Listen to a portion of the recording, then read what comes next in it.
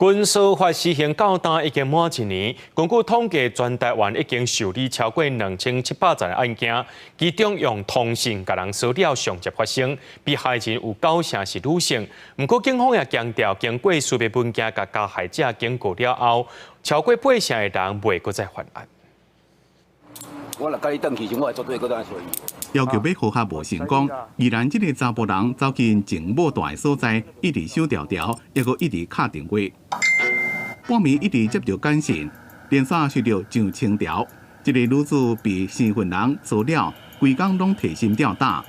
像这种案件，逐工拢伫咧发生，拢已经违反军事法。新制度伫咧去年6月实施，全国已经受理2724件，9成的被害人拢是女性。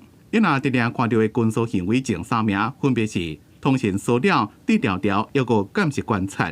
伫军事法实施满1年了，经过分析，经过书面的告解了，加害人有超过8成袂搁再犯。如果是属于理性的行为人，他知道第一个这个行为已经有法在做规范，他就会调整自己的这个行为。因若伫形态比例部分，一般的军事案件，包括网友、同事之间的骚扰类型，有超过5成。要毋过，若甲针对着家庭成员甲伴侣的家暴军事案件，就到1161件，占4成2。另外，正大的比例是来自亲密关系的人。辅导团队也讲，这里面一定要有乌素。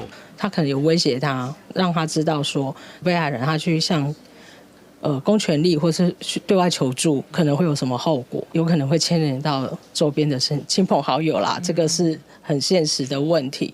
军事法实施拄才满1年，辅导团队强调，初步看起来成效是袂歹，但是真像是军事保护令的审理抑个合法，相关案件正入司法庭司了，成罪率抑个量刑，拢是因继续关心的焦点。记者综合报道。